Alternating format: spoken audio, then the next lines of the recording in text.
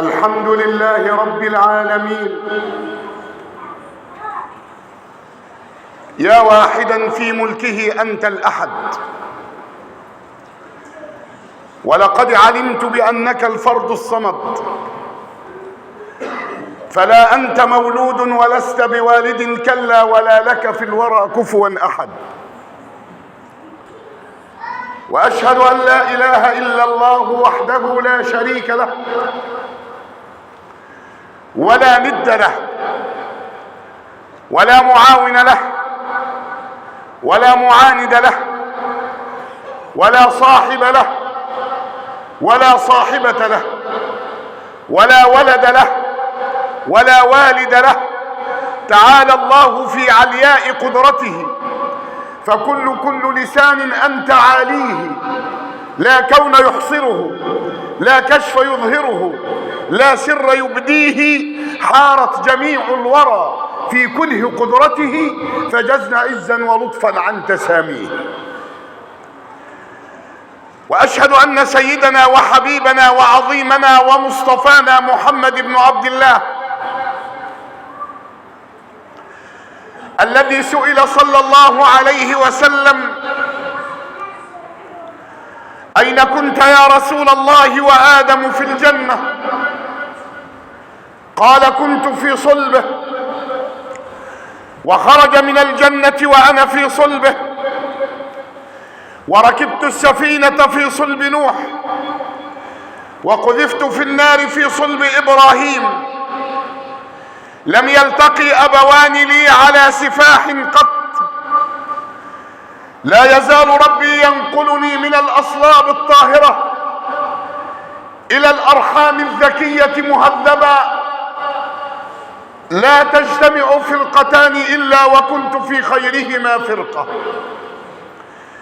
رسول الله، قد جاوزت قدري بمدحك بيد أن لي انتسابا، مدحت العارفين فزدت قدرا، وحين مدحتك ارتقت السحابا، وما نيل المطالب بالتمني، ولكن تؤخذ الدنيا غلابا، وما استعصى على قوم منال إذ الإقدام كان لهم ركابا.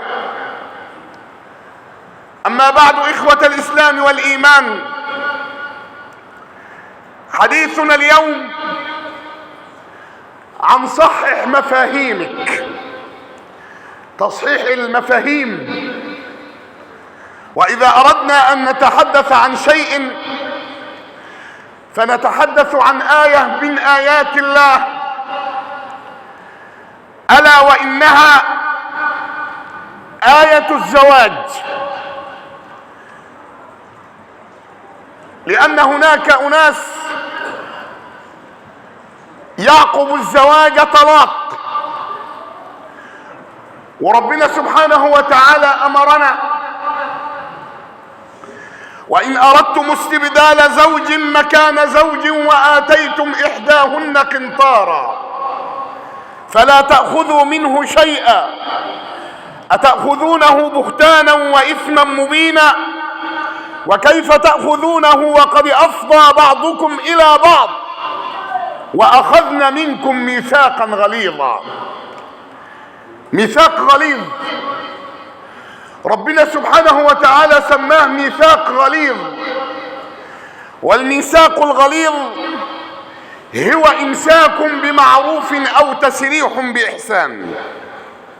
نعم، لأن الزواج آية، وآيات الله كثيرة، والله تبارك وتعالى يقول: ومن آياته أن خلق لكم من أنفسكم أزواجا لتسكنوا إليها وجعل بينكم مودة ورحمة إن في ذلك لآيات لقوم يتفكرون.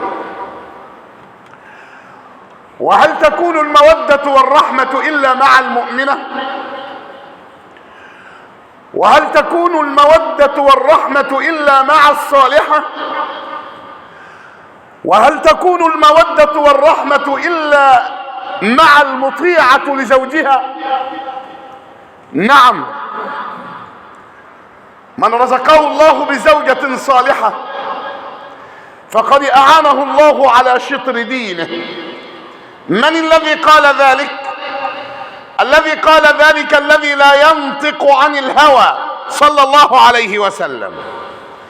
من رزقه الله بزوجة صالحة فقد أعانه الله على شطر دينه، فاتقوا الله في الشطر الآخر.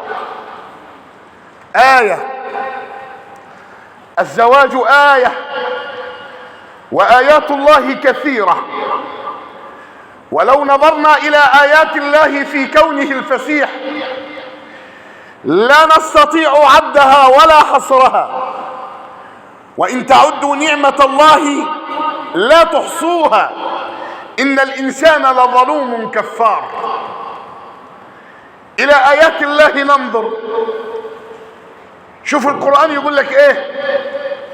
إن في ذلك لعبرة لمن يخشى أأنتم أشد خلقا أم السماء بناها رفع سمكها فسواها وأغطش ليلها وأخرج ضحاها والأرض بعد ذلك دحاها أخرج منها ماءها ومرعاها والجبال أرساها متاعا لكم ولأنعامكم. آية من آيات الله. وتبص الآيات الكواكب كمان.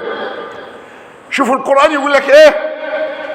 والشمس تجري لمستقر لها ذلك تقدير العزيز العليم والقمر قدرناه منازل حتى عاد كالعرجون القديم لا الشمس ينبغي لها أن تدرك القمر ولا الليل سابق النهار وكل في فلك يسبحون. آيات تدلك على قدرة الله، آيات عرفها الأعرابي وبدون رسول، للأسف عرفها بعقله لا برسول مرسل ولا بملك مقرب، ولكن لما نظر إلى كون الله الفسيح علم أن هناك إله مدبر لهذا الكون. ولما سئل الأعرابي كيف عرفت ربك يا أعرابي؟ فأجاب قائلا سماء ذات أبراج وأرض ذات فجاج وبحار ذات أمواج فالبعرة تدل على البعير وأثر السير يدل على المسير أفلا يدل ذلك على اللطيف الخبير؟ آيات. ومن آيات الله تبارك وتعالى الزواج. الدنيا كما أخبر عنها صلى الله عليه وسلم متاع، وخير متاع الدنيا الزوجة الصالحة الذي إذا نظرت إليها أسرتك وإن أقسمت عليها أبرتك وإن غبت عنها حفظتك في مالك وفي عرضك، تحفظك. المرأة الصالحة تحفظ. المرأة الصالحة تجلب الرزق والبركة في البيت. نعم، أخبر النبي صلى الله عليه وسلم فقال تنكح المرأة لأربع: لحسبها وجمالها ومالها ودينها فاظفر بذات الدين تربت يداك. أي إذا لم تتمسك بذات الدين التصقت يداك بالتراب كناية عن الفقر. فلا بد أن نتخير صاحبة الدين. تخيروا لنطفكم فإن العرق دساس.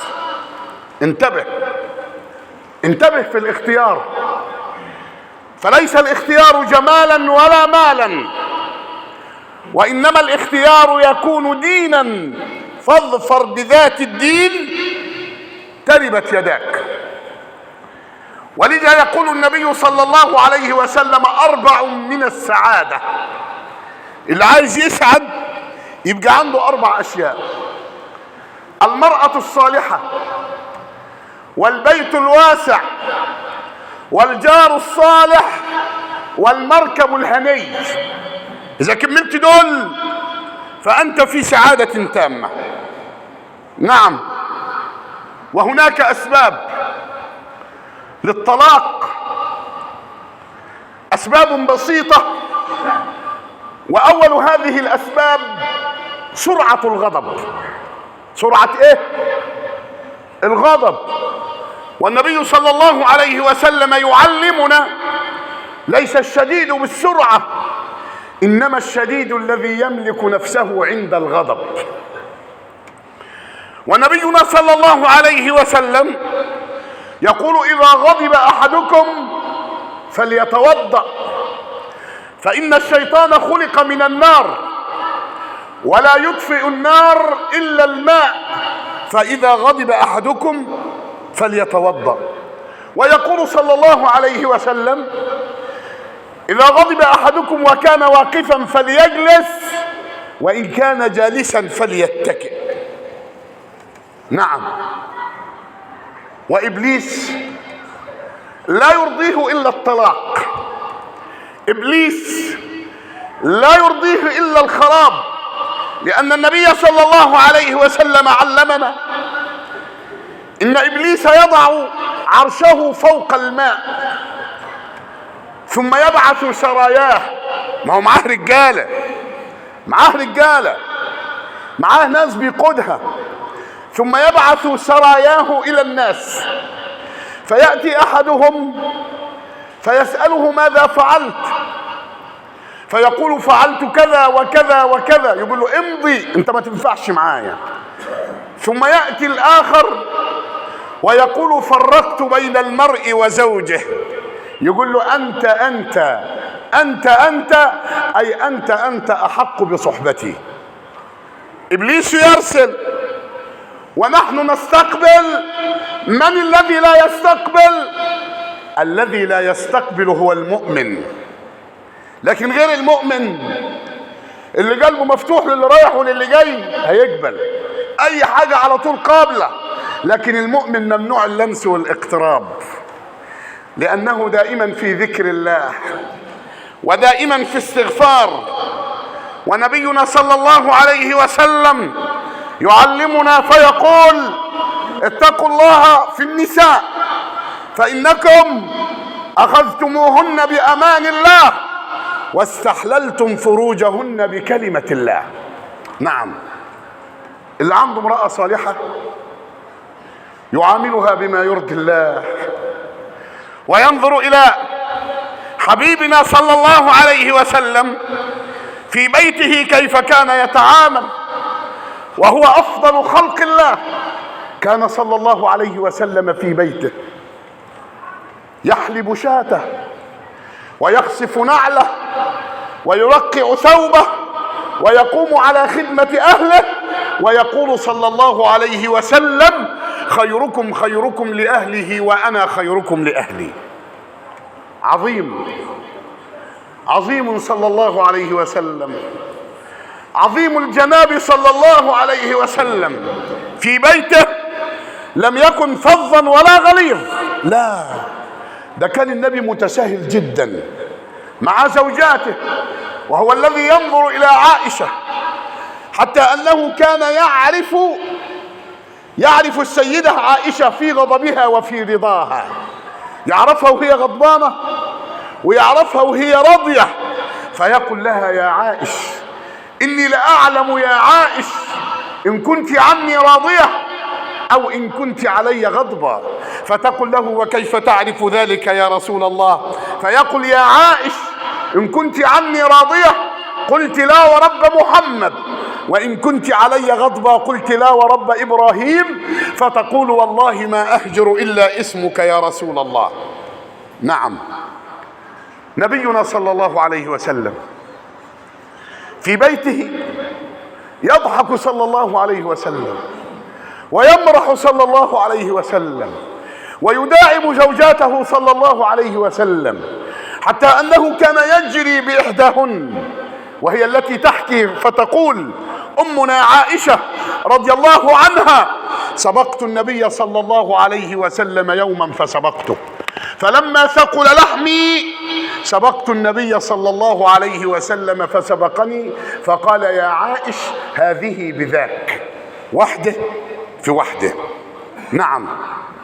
لكن في هذه الأيام كل اللي تحصل معاه حاجة مع مراته بتلاقيه نشرها على الملأ، وده أشر الناس يوم القيامة، كما أخبر النبي صلى الله عليه وسلم أشر الناس منزلة يوم القيامة من يفضي إلى امرأته وتفضي إليه امرأته ثم ينشر سرها، يقعد يقول لاصحابه ده احنا عملنا وودينا ورحنا وجينا. ده مين؟ ده أشر الناس عند الله يوم القيامة. نعم نعم. ولذلك تلاقي البيوت خربت، وتلاقي وصية الرجال والنساء، إن كانت المرأة توصي ابنتها فوصيتها في هذه الأيام اللي يكلمك كلمة رد عليه 2، وبيت أبوك مفتوح يفوت جمل، واللي يفيض على طبلية أبوك يكفي عيلته. لا، مش هي دي الوصية، إنها وصية الخراب والدمار. لكن شوف المرأة البدوية لما وصت ابنتها ماذا قالت؟ قالت لها يا بني إنك ستذهبين إلى مكان لم تألفيه وزوج لم تعرفيه، فكوني له أرضا يكن لك سماء، كوني له فرشا يكن لك غطاء، كوني له شمسا يكن لك قمرا، كوني له أمة يكن لك عبدا، تفقدي عينه وأنفه فلا تقع عينه منك على قبيح ولا يشم منك إلا أطيب ريح، وإياك أن تفرحي بين يديه وهو حزين أو تحزني بين يديه وهو فرحان. نعم، وصية جامعة مانعة. ونسي نساء اليوم ويعتقدون أنهم مسلمات إنها وصية اليوم وصية الخراب والدمار. لا لا، ده ربنا سبحانه وتعالى قال أبلغ الأقوال في قرآنه هن لباس لكم وأنتم لباس لهن، ويقول صلى الله عليه وسلم البر لا يبلى والذنب لا ينسى والديان حي لا يموت، ابن آدم اعمل ما شئت كما تدين تدان، أو كما قال التائب حبيب الرحمن والتائب من الذنب كمن لا ذنب له.